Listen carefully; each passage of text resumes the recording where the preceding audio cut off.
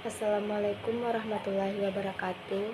Perkenalkan, nama saya Delayan Triska dengan NIM 2400563. Di sini saya akan membuat video presentasi mengenai materi manajemen sumber daya manusia. Nah, manajemen sumber daya manusia itu merupakan sebuah proses mengatur, mengelola, dan mengembangkan tenaga kerja dalam suatu organisasi agar dapat bekerja secara efektif, efisien, dan produktif untuk mencapai tujuan yang telah ditetapkan.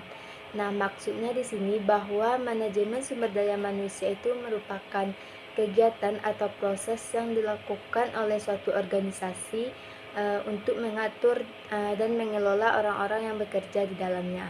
Nah, setiap organisasi seperti di sekolah, perusahaan, atau lembaga masyarakat membutuhkan orang-orang yang bekerja dan menjalankan kegiatan organisasi tersebut. Agar pekerjaan dapat berjalan dengan baik, maka tenaga kerja tersebut harus dikelola secara terencana dan sistematis. Selanjutnya ada tujuan manajemen sumber daya manusia. Nah, yang pertama itu meningkatkan kinerja organisasi. Maksudnya, manajemen sumber daya manusia itu bertujuan agar seluruh karyawan mampu bekerja dengan baik, sehingga kinerja organisasi juga meningkat. Nah, jika karyawan bekerja secara maksimal, maka tujuan organisasi akan lebih mudah tercapai. Yang kedua, mengembangkan potensi karyawan. Setiap karyawan itu memiliki kemampuan dan potensi yang berbeda-beda. Nah, melalui manajemen sumber daya manusia, organisasi berusaha membantu karyawan untuk mengembangkan kemampuan, pengetahuan, dan keterampilan mereka agar menjadi lebih baik. Lalu yang ketiga, menciptakan hubungan kerja yang harmonis.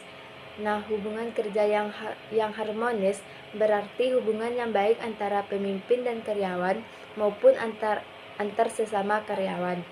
Nah, jika hubungan kerja baik, maka suasana kerja akan lebih nyaman dan produktif. Lalu yang keempat, meningkatkan kesejahteraan karyawan.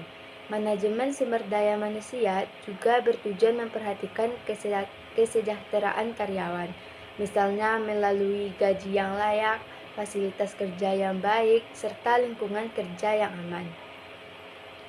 Lalu yang kelima, menggunakan tenaga kerja secara efektif dan efisien. Artinya, organisasi itu harus mampu menggunakan tenaga kerja yang tepat sesuai dengan kemampuan dan tugasnya, sehingga pekerjaan dapat dilakukan secara maksimal tanpa pemborosan waktu maupun tenaga kerja. Nah, selanjutnya ada fungsi manajemen sumber daya manusia. Fungsi manajemen sumber daya manusia itu merupakan berbagai kegiatan yang dilakukan untuk mengatur dan mengelola tenaga kerja dalam organisasi. Yang pertama itu ada perencanaan sumber daya manusia. Perencanaan sumber daya manusia adalah proses menentukan kebutuhan tenaga kerja dalam suatu organisasi. Dalam perencanaan sumber daya manusia ini, organisasi merencanakan berapa jumlah tenaga kerja yang dibutuhkan dan keterampilan apa yang harus dilakukan. Nah, yang kedua, penarikan tenaga kerja. Nah, penarikan tenaga kerja adalah proses mencari dan mengundang orang-orang yang memiliki kemampuan untuk melamar pekerjaan di organisasi tersebut. Lalu yang ketiga ada seleksi. Nah, seleksi adalah proses memilih calon tenaga kerja yang paling sesuai dengan kebutuhan organisasi. Biasanya dilakukan melalui wawancara, tes kemampuan, dan penilaian lainnya. Dan yang keempat itu pelatihan pengembangan. Nah, setelah karyawan diterima, mereka perlu diberikan pelatihan agar memiliki kemampuan yang sesuai dengan pekerjaan yang dilakukannya. Nah, selain itu juga dilakukan pengembangan agar kemampuan mereka terus meningkat. Lalu yang kelima itu ada penilaian kinerja. Nah, penilaian kinerja dilakukan untuk mengetahui seberapa baik karyawan dalam menjalankan pekerjaannya.